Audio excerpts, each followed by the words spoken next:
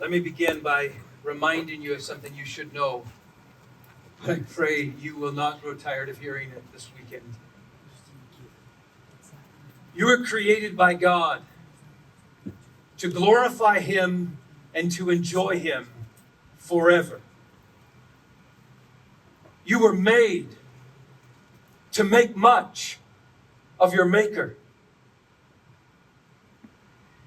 Your existence has a purpose, it has a meaning. You were made to know the one from whom all meaning and all purpose and all satisfaction comes. You were made to know Him. You were given life to magnify and to marvel in Him who is the fountain of life itself. You are called to delight not in yourself, but to delight yourself in Him who overwhelms. You were made, therefore, to fear God. You were made to fear God. To fear God in thrilling gratification and satisfaction. And you were made to fear God in a thrilling gladness.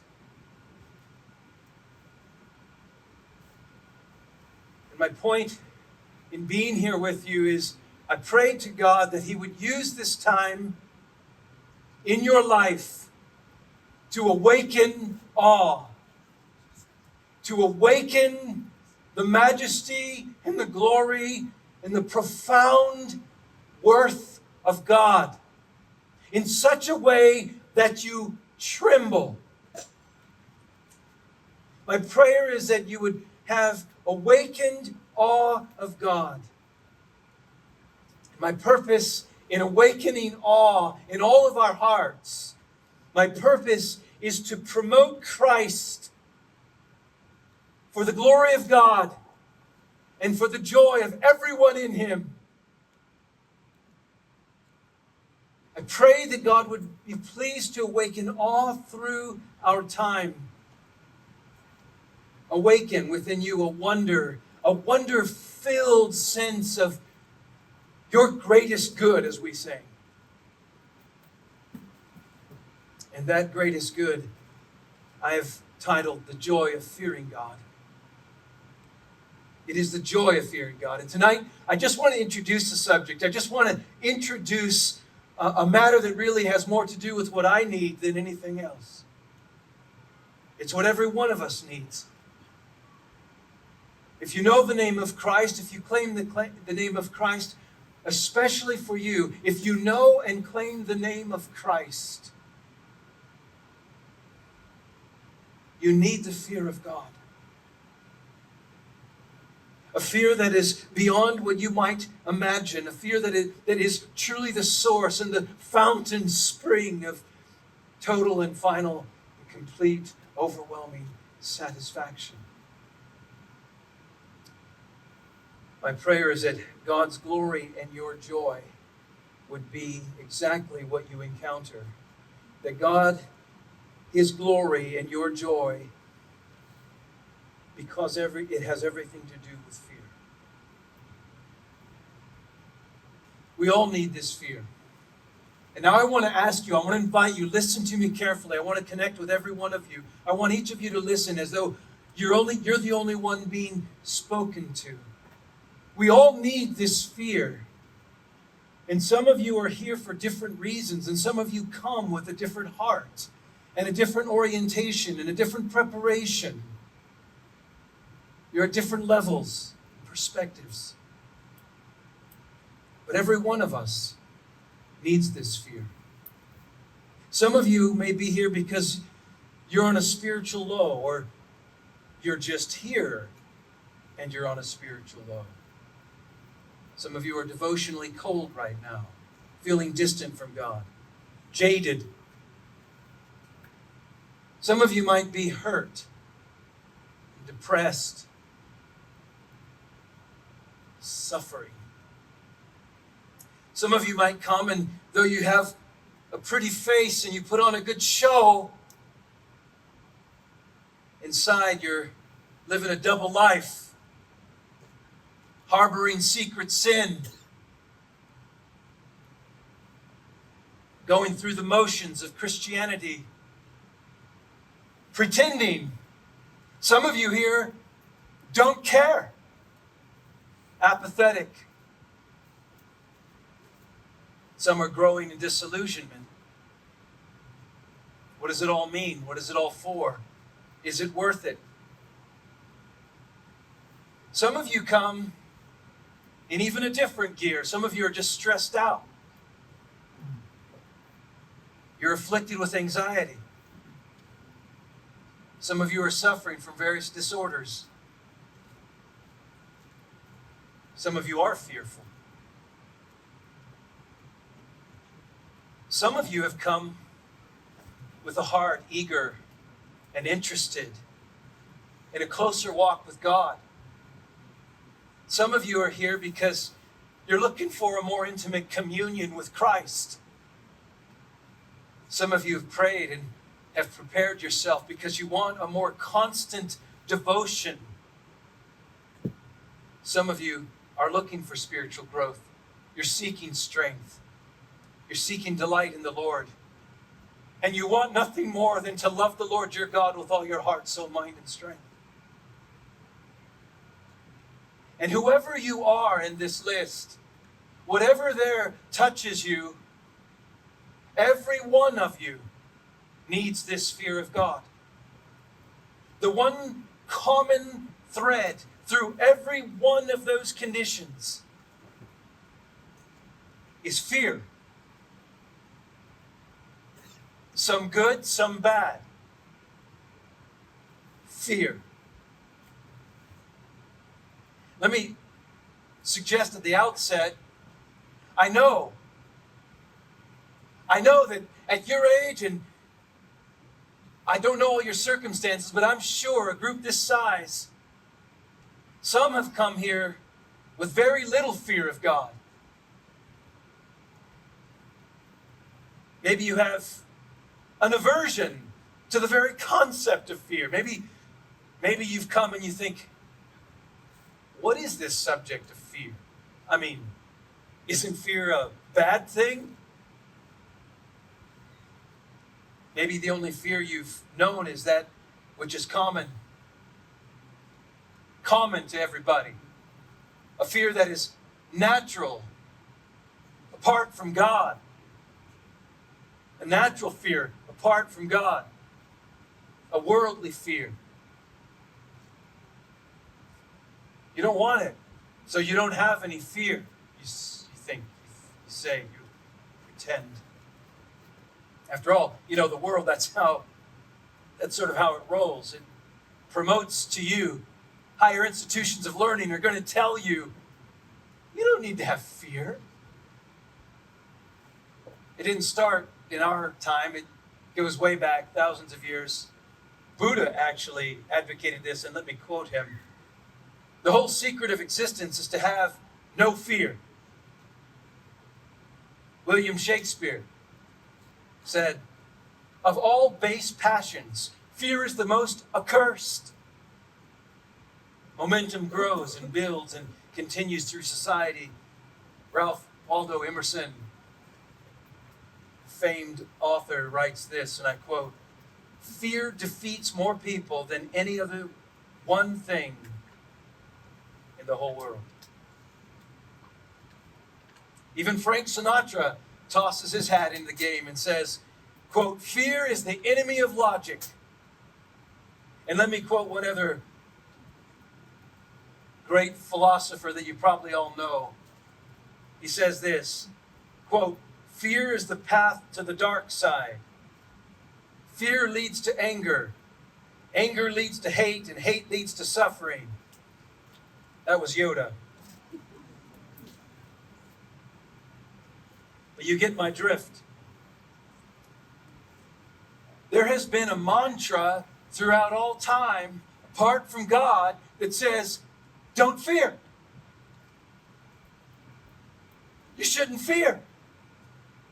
Fear speaks of superstition, and fear speaks of ignorance, and fear speaks of primitive, antiquated, childlike emotion that sophisticated knowledge overcomes. In fact, atheism capitalizes on this subject of fear. And atheism has had a campaign in the world in the past few decades to push on this subject of fear and say, yeah, we don't want it. Because fear is the essence of religion, they say. And we don't want it. And if we don't have it, we'll have a better world. So we don't want fear. They attribute supernatural persona to natural powers, superstition, pagan religions, the god of the sun, the god of the moon, the god of the wind, the god of the volcano, the god of the sea. Because they're afraid. The powers of creation can be overwhelming. They look at them and they fear. Their life is threatened and they fear. Atheists look at that and say, look, it's a simple equation. It's superstition. The boogeyman or God. Same category to them. It's just fear. Unnecessary, foolish, ignorant fear. Don't fear. That's what they say. So they champion things like, we don't need religion, what we need is education. I spent about 30 years in education, so I can talk about it like that. Now, if I dropped out of high school and never went anywhere else, I probably shouldn't talk negatively about education, but I've been in the system for many years. I was a scientist. I went through all kinds of education, secular education, and I can tell you, I remember the mantra. I remember the message. I remember the opposition to God. I remember the statements of, well, like our former president after World War II. Do you remember World War II? The beginning of World War II, we had one of our presidents said this, echoing Churchill and also echoing Thoreau.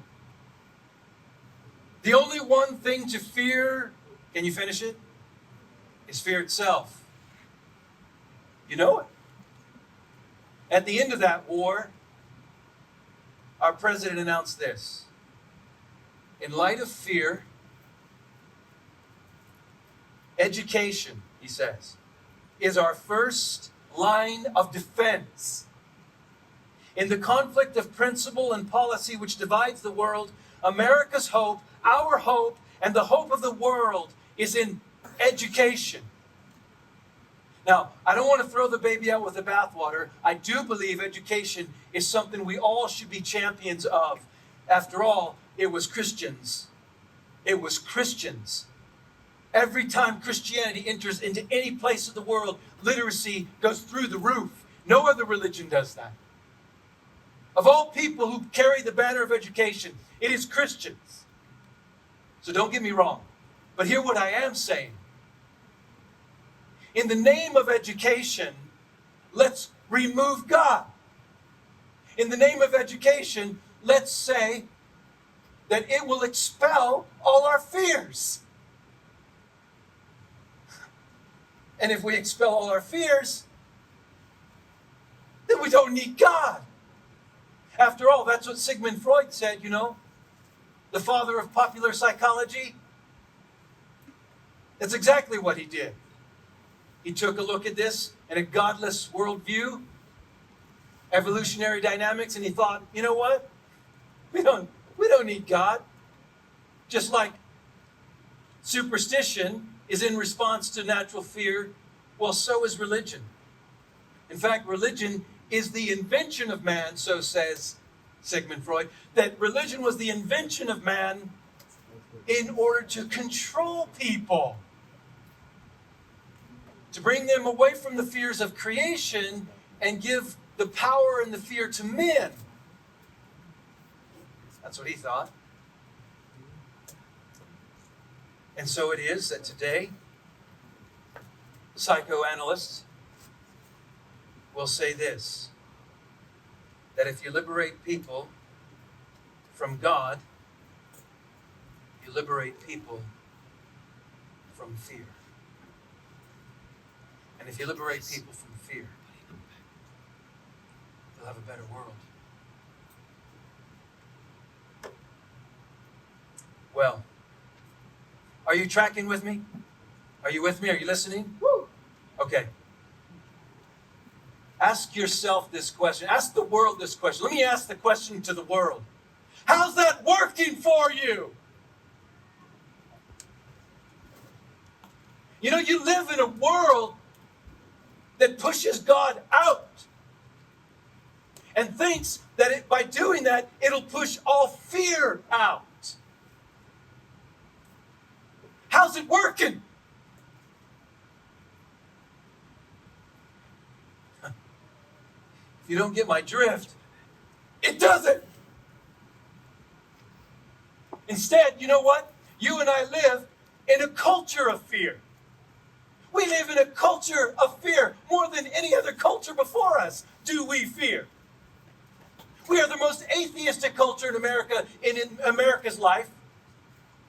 And we are the most fearful people in America's life. Now, you don't need to take fourth level calculus to figure that out. The math doesn't add up. What's going on? Well, let's just take a look at some of the cultural elements of fear in our day. All of you know this. You look at the news. You know that the news, the news we see, the news we hear, the news we read, it's geared to make you fear. Hello? Let me give you some examples. In 1972, a scientific article was published, and it went, in those days, they didn't call it this, but it would have been a viral equivalent. And I quote to you from this article, quote, "We simply cannot afford to gamble. We cannot risk inaction. Those scientists who disagree are acting irresponsibly. The indications that our climate can soon change for the worse are too strong to be reasonably ignored." End quote. And that wasn't global warming, it was global cooling. In 1972. Seems like the story's changed, but the fear hasn't. Or how about the very next year, 1973, there was a prediction made by scientists that said, listen to this, by 1993, some of you weren't born in 1993, by 1993, the world would exhaust its supply of gold, mercury, tin, zinc, oil, copper, lead, and all natural gases. Those kinds of headlines, those kinds of articles, and the 10,000 others that all of you know and could pull up in a second on your phone are geared to make you fear. We live in a culture of fear. We live in a godless culture that's fearful. Everywhere. War, politics, global terrorism, disease, climate, food, allergies, economy, technology, AI, fear, social media, pumping images to gloat and to fear. The number one corruption stated by one poll today is, or the number one fear stated by one poll today is the corruption of government. Live Science published this year that the number one fear in America is dentists. Number two, dogs. Psychology Today published this year that the number one fear in America is failure. Number two fear, success. We live in a culture of fear. They're pumping it. And you know what's strange is in all these different surveys and these different lists of projections of what people fear the most, they didn't even list in the top 10 murder, rape, theft, burglary, fraud, identity. None of those. It was all these other things, like dentists and failure and success. How can we get there? Kind of like, balloon fears. These are fears that pop with the needle. They're not real. But the real things that we should be thinking about, life and death, no, we're not going to put those out there.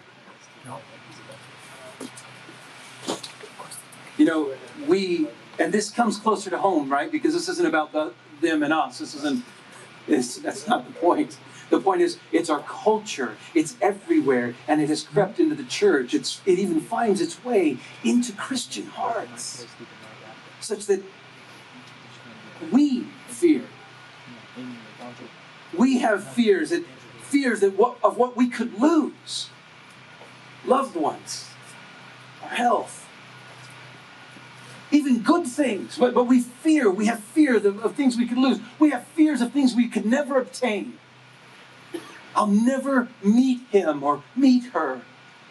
I'll never land that, or I'll never achieve this. I'll never get that. I'll never have a child. Whatever the fear is, there's fears of things we lose, fears of things we'll never get, fears of things that might happen, fears of things that won't happen.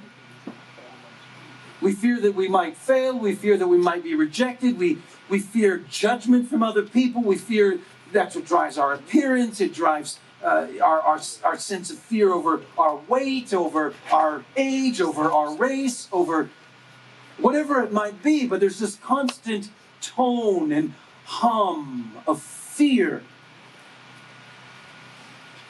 Parents, in previous generations, there were no helicopter moms. They're all over. It's an epidemic. Why? Fear. Fear. Increasingly, we find ourselves in an anxious culture. An increasingly anxious and increasingly uncertain culture. And yet, we live today, in 2024, more safely than ever before. Are you with me?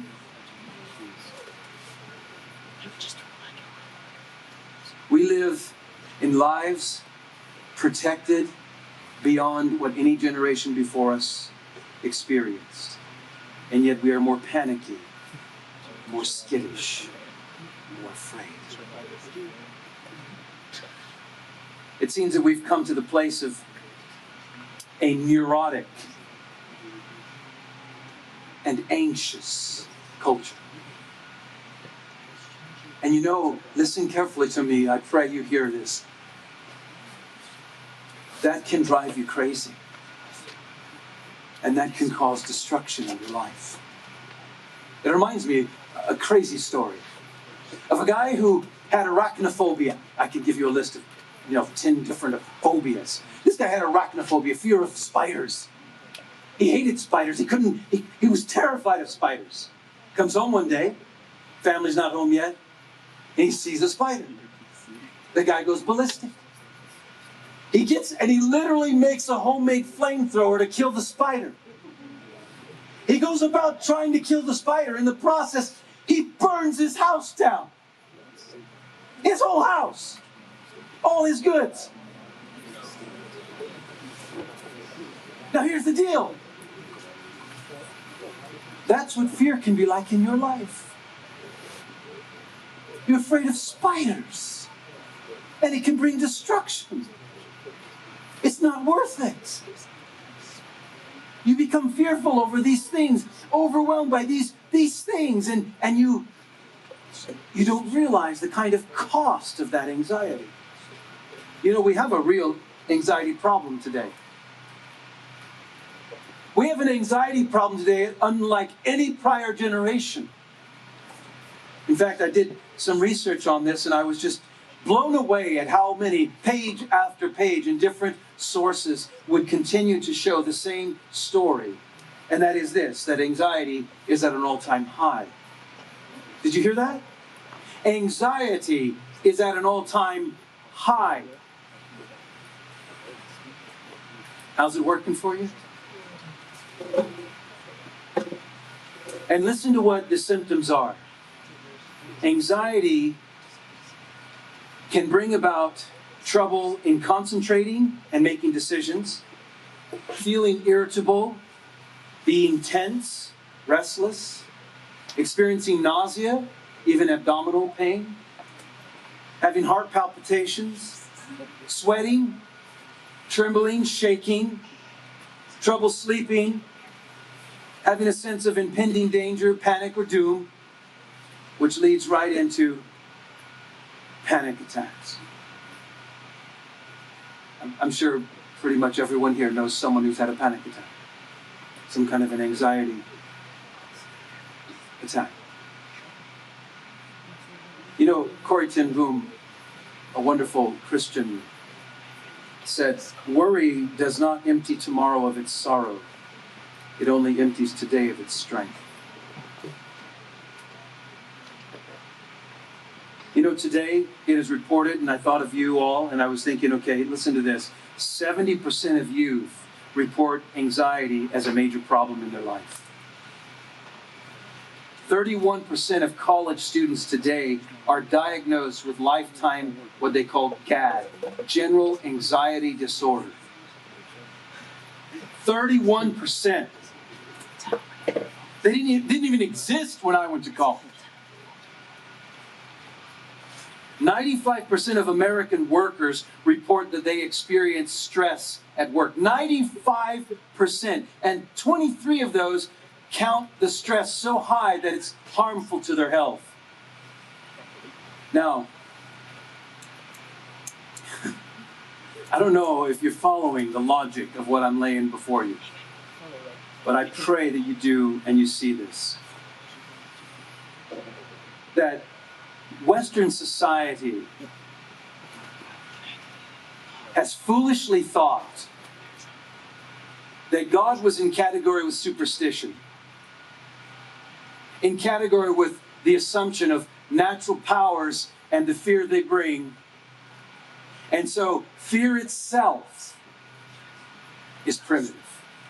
And let's just remove God. If we remove God, we'll remove fear. And if we remove fear, we'll have a happy world. They have removed God in a very large way. And as a result, they have brought in more fear.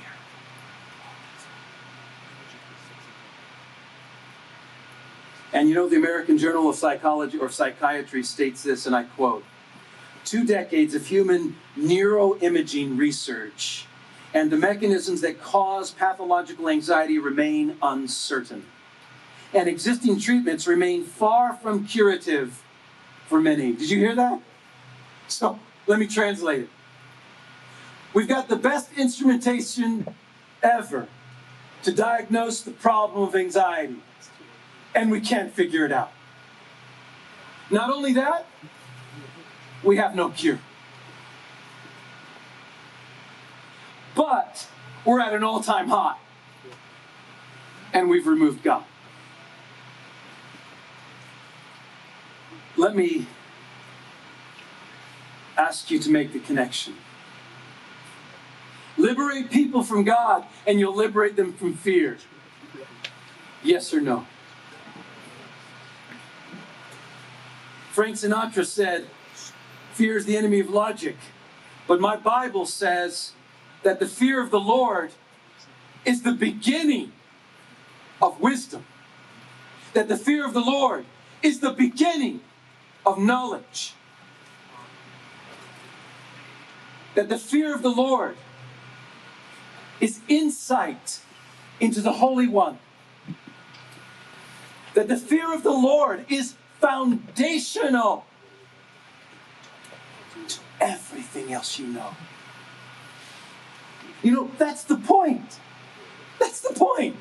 When Proverbs 9:10 and Proverbs 1:7 say this, that's the point. When it says the fear of the Lord is the beginning, it's not like it's the starting point and then you leave it behind and you race on to the finish line. No, no, no. It means it's the foundation upon which you build your life. It means it is the beginning. It is what carries you, and it will be the end. It is through and through. In fact, the point is that the fear of the Lord is the beginning, this foundation of knowledge itself. So that means whatever you learn, if you don't learn it on the foundation of the fear of God, you don't learn it right. I don't care how many numbers you can crunch or what products you can make. You will die. And what meaning does it have? What purpose does it have? Where's the ultimate satisfaction in 100 years from now? You're gone. And you've absorbed yourself and obsessed yourself with things that are fleeting, temporary, glitter, gone. And you had no fear of the things that last and the things that matter. And you had no time to give fear to the one thing that will dispel all your other fears. The fear of the Lord is the beginning, the foundation, the ground of everything else you can learn and know, of everything else you can do with logic and wisdom, of all that your mind can serve. The fear of the Lord is the foundation. Well, people in our day fancy to fear just about anything but God. And that's why I'm speaking to you on this subject. My prayer is that you wouldn't go there. My prayer is not only for your comfort and your encouragement and your strength and your growth and change. My prayer is that through it, you would be reoriented to glorify God, to fear Him, and to be free in His fear. When we tend to think of intelligence, we tend to think of wisdom, we tend to think of intelligence. You hear the wisdom of the Lord is, the fear of the Lord is the beginning of wisdom, and you think intelligence. And I just want to point out that there are many clever fools who might be intelligent. But wisdom does not begin with an IQ. Wisdom begins with the fear of God. And Isaiah 33:5. In fact, if you have your Bibles, I know you probably have them on your phone, so you can see them in the dark, whatever. Open with me to Exodus chapter 19. And as you go there, let me just prepare us for that text. Isaiah 33:5 says that the Lord is exalted. Now listen to this carefully. The Lord is exalted. He's high and lifted up, for He dwells on high. He will fill Zion with justice and righteousness. These are things that matter. These are things that are meaningful. These are things that are true and right and good. And verse 6 says, He will be the stability of your times. Oh, did you guys hear that? He will be the stability of your times. If He's high and exalted, if He's lifted up, He will be the stability of your times. Not a culture of fear. Listen to what He says. He will be the stability of your times, an abundance of salvation, wisdom, knowledge. The fear of the Lord is Zion's treasure. No, listen. The whole point is the prophet is saying, when God redeems Israel, when he redeems Jerusalem, Jerusalem will not be a culture of fear. It will have stability. It will have peace. It will have knowledge and wisdom. Both are built, in fact, all are built. Stability is built upon a sound foundation. And that sound foundation is the fear of God. And he says, when this happens, get this, also salvation itself is built on the fear of God. So stability, wisdom, knowledge, salvation, all built. And then he says it this way, the fear of the Lord is her treasure. That's why she has those things. Proverbs 1:28, after it talks about the fear of the Lord is the beginning of wisdom, the fear of the Lord is the beginning of knowledge, Proverbs 1:28 says, then they will call upon me, they will call upon wisdom. Those who are not fearing God, those who are godless, those who are not giving their hearts and their minds to wisdom, they're not listening to the scriptures. Those are people, he says, then they will call upon me in the day of trial, in a day of pain, in a day of fear. They will call upon me, but I will not answer them. They will seek me diligently, but they will not find me. Now listen to this next line. Then he says, verse 29, because they hated knowledge and did not choose the fear of the Lord. They will be an unstable people. They will be a people with corrupted knowledge, perverted wisdom, a people without salvation. And there will come a day where they will seek it and not find it. Because, listen, they did not choose the fear of the Lord. Exodus.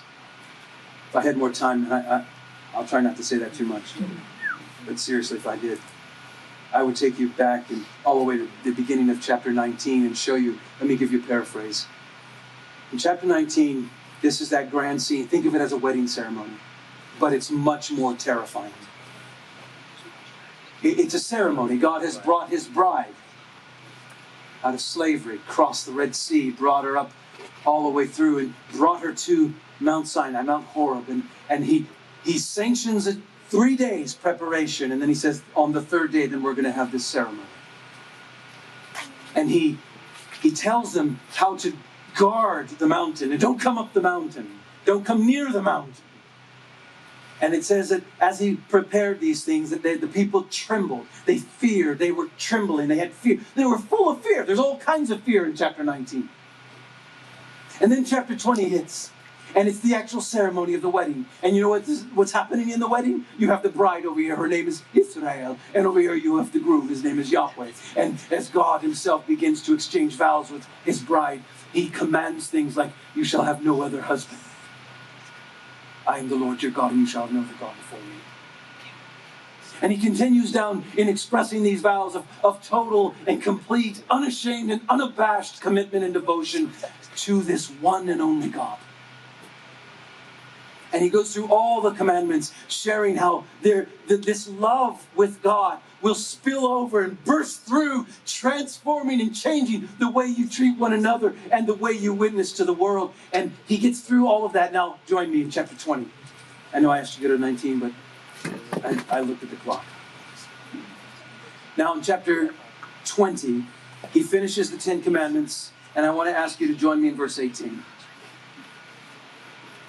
Now, when all the people saw the thunder and the flashes of lightning and the sound of the trumpet and the mountains smoking, the people were, tell me, afraid and trembled, and they stood far off. Now, don't read that lightly.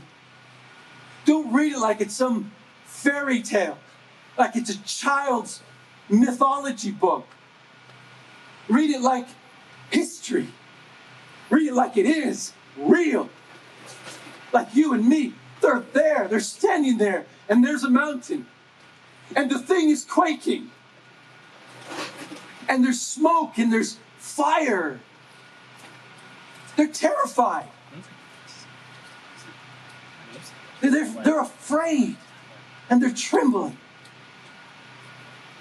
This is something that speaks of an overwhelming, deep physiological experience. Hearts are pounding, palms are sweating. They're overwhelmed. Sensory effects are overwhelming. Now let's go on. Verse 19, and Moses said, and said to Moses, they spoke to Moses, they're terrified, they're fearing, and they said to Moses, you speak to us, and we will listen, but do not let God speak to us, lest we die. Now look at verse 20. Moses said to the people, do not what? Fear. Do not fear, for God has come to test you, that the fear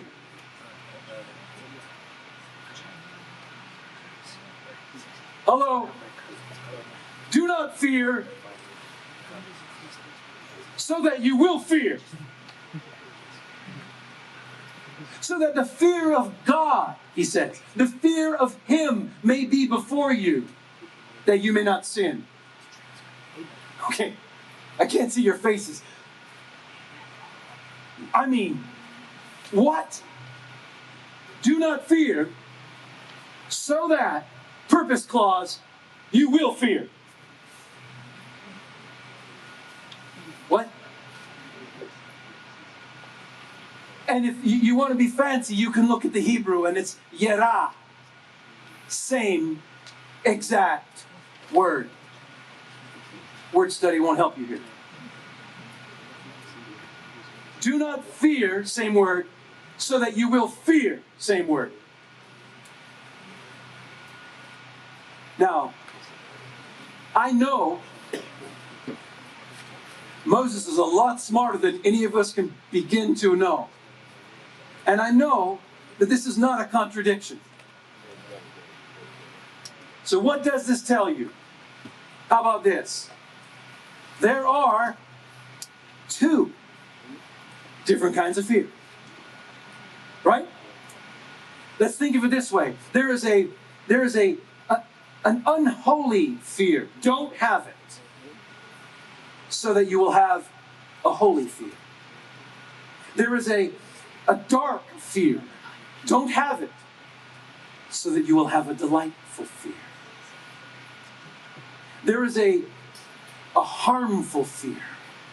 Don't have it, so that you will have a helpful fear.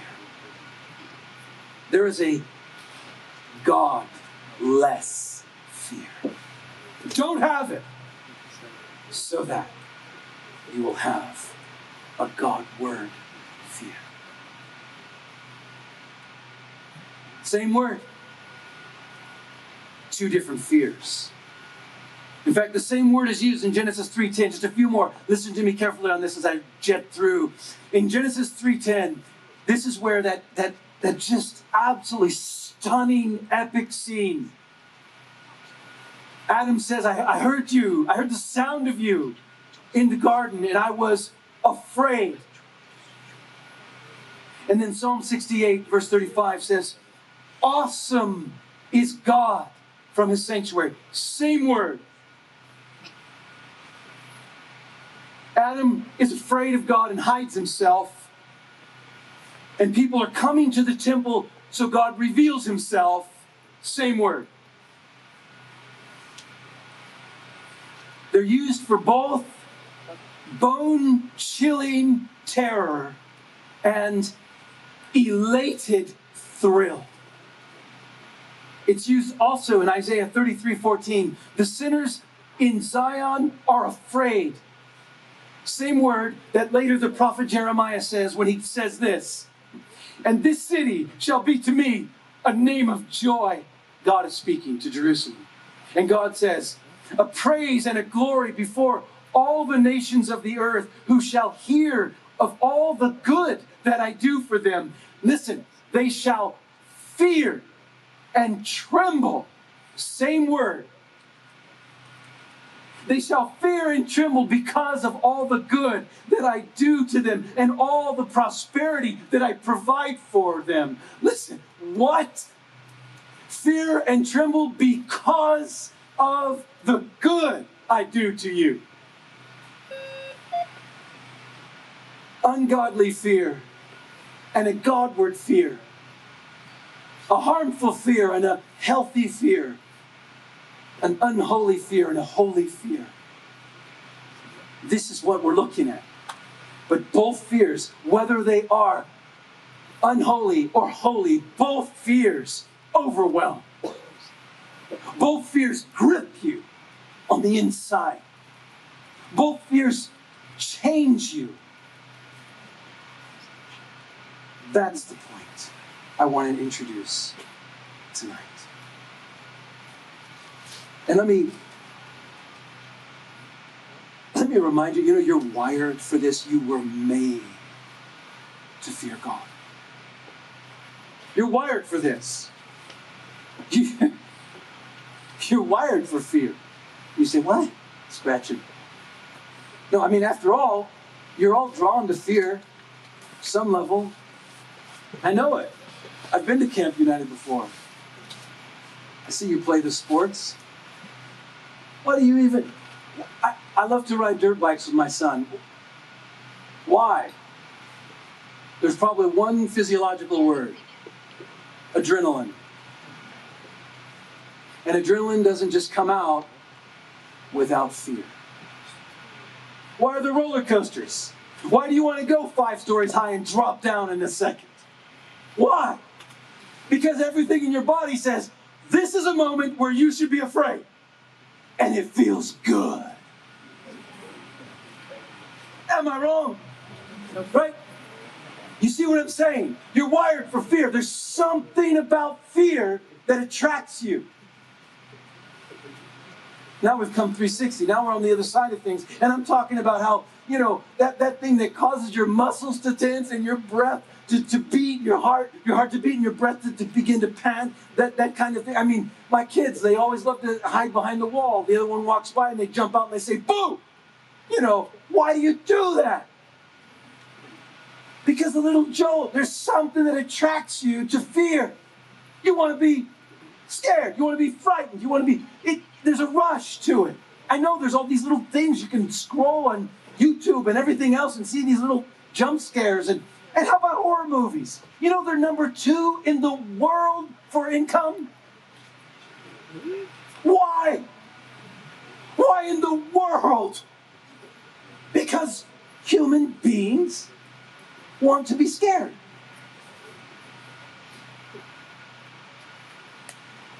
I wish we could put Sigmund Freud here and say, did you ever think about all this? How about we're wired for this? We're wired for this. This is how we're made. The issue becomes, don't oversimplify and don't think with a godless mind. Don't look through a worldview glasses that have no place for God or no interpretation from Scripture. Don't look at the world and try to figure fear out apart from God, because you'll only find mystery. And it won't make sense, and all your wisdom will be foolishness. And all your strength will be weakness, and everything you do to remove fear will actually create more fear. And you prove that you don't know what it's for. Do you? Do you know what fear is for? Do you know why the Scriptures so prevalently talk about the fear of God? This is the point. This is where I want to get. It's not about animalistic experience. It's not about some evolutionary dogmatic theory that says, oh, well, we're just higher order animals and fear is just negative. It's not about oversimplifying something that's complex, having 2 meanings, different objects. It's not generalizing. It's not therefore, listen carefully as I want to wrap this together. It's not therefore that you should equate fear with negative. Because that's what the world does. That's what atheism does. And they're wrong. And they don't get it. They don't understand why horror movies are taking number 2 spot in the $65 billion range of income for Hollywood. The reality is that life is more complex. Things are complex, and that's why the Bible reflects us. It reflects us when it says things like, God gave us a spirit, not of fear, but of power and love and self-control. Or 1 John chapter 4, verse 18. I know you've heard this verse. For perfect love casts out all fear. So how do we deal with that, which seems to speak negative of fear, like we want to cast it out? And then yet the Bible says things like transgression speaks to the wicked deep in his heart. There is no fear of God before his eyes. Or over and over the prophets. And then the Apostle Paul says the problem with society is there's no fear of God in their eyes. On the one hand, he says, God did not give us a spirit of fear. And on the other hand, he says, there's no fear. In both cases, they are totally different. To not have this fear is bad. Actually, I flipped them, didn't I? To not have this fear over here is actually good. To have this fear over here, to not have it is bad. To not have the fear of God is bad. To not have the fear of God means destruction. After all, it's a summary, isn't it? It's a summary. It's a command over all things. Psalm 33:8. Let all the earth fear the Lord. Let all the inhabitants of the world stand in awe of him. Deuteronomy 10. I love this. It's a summary statement. I love this. And now, Israel, what does the Lord require of you? What does God require of you? But to fear the Lord your God. Let's just summarize. What does God require? Fear the Lord. So, we don't confuse, we don't oversimplify, we don't present it that way. Let me give you a picture. Let me give you a picture to walk away with. I like this picture of fire. Fear is like fire. And in terms of physics, geophysics, if we didn't have fire, if we didn't have heat, we'd die. So especially, let's think back 200 years. If you didn't have fire, you die, especially if you're in a cold, place.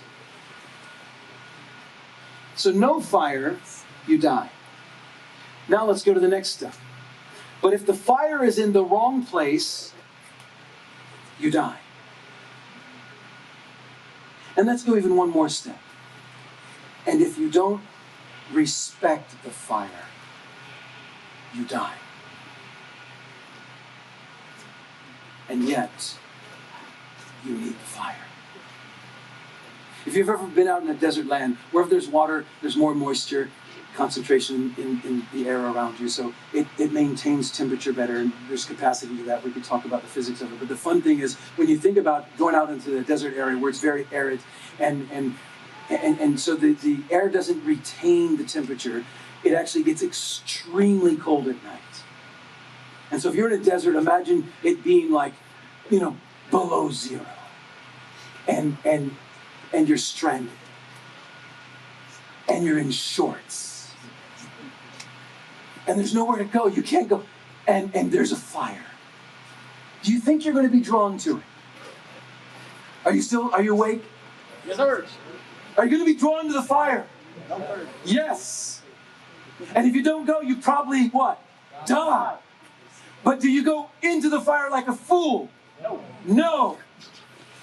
There's a picture that we should be drawn to the fire of God. We should, after all, He's called a consuming fire. We should be drawn to the holiness of God. As though our life depends on it. As though we can go nowhere else. We've got to go there. But as we go, we respect it. We don't play games with it.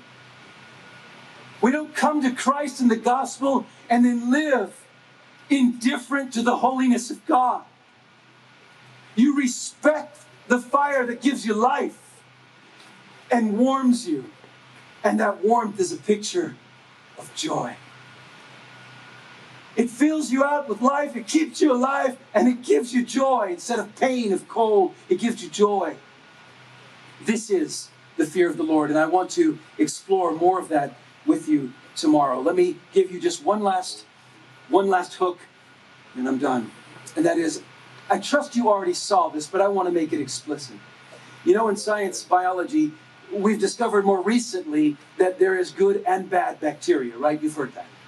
And it's actually antibiotics and bacteria-killing medications will actually do your body harm, right?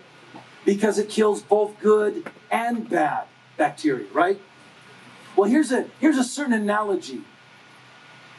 There has been an effort to completely eliminate all fear.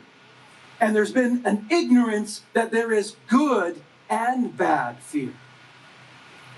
We do want to take out the bad fear.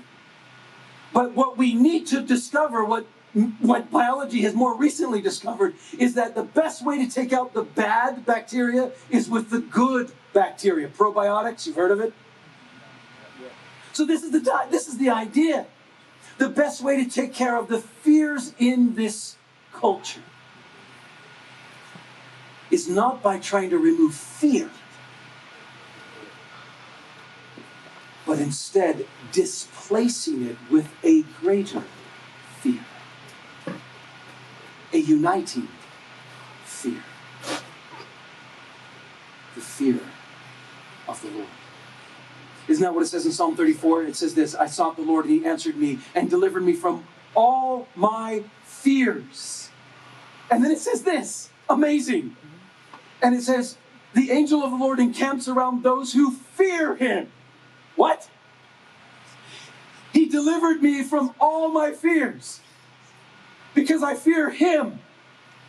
By fearing God, all my other fears are taken care of. They're displaced. Spurgeon said that the fear of God is the death of every other fear. Like a mighty lion, it chases all other fears before it.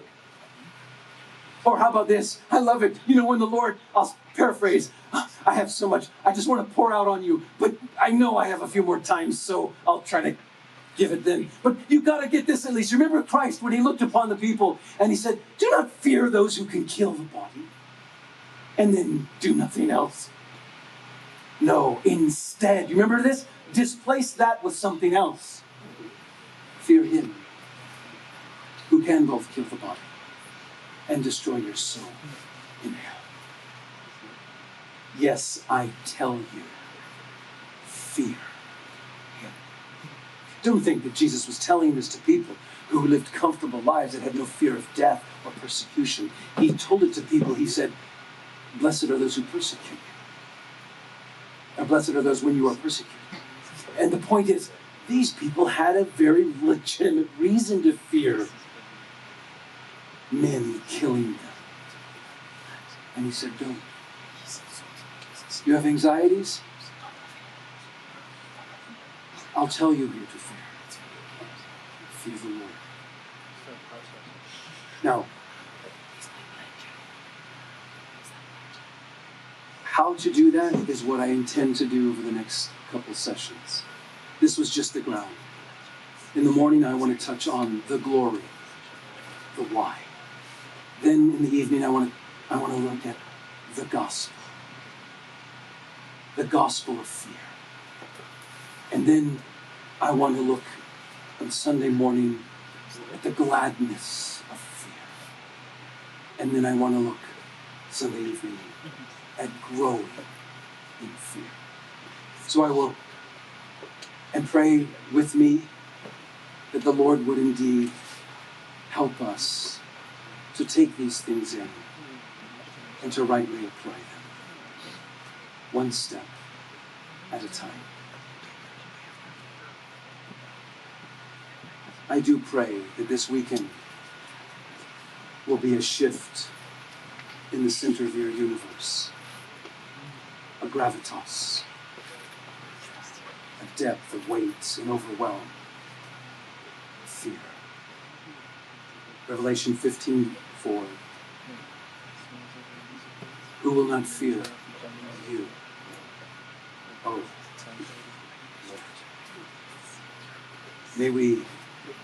May we tonight, even as we seek to turn ourselves in and retire for an evening of rest, would you pray? Would you pray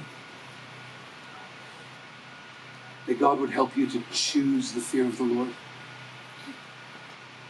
Would Would you pray that if you have fears in your life, unhealthy, unholy fears, would you pray tonight that God would be merciful to you and use these means of grace this weekend and beyond to help you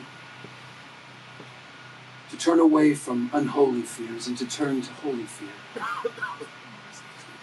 to displace the unhelpful with the helpful.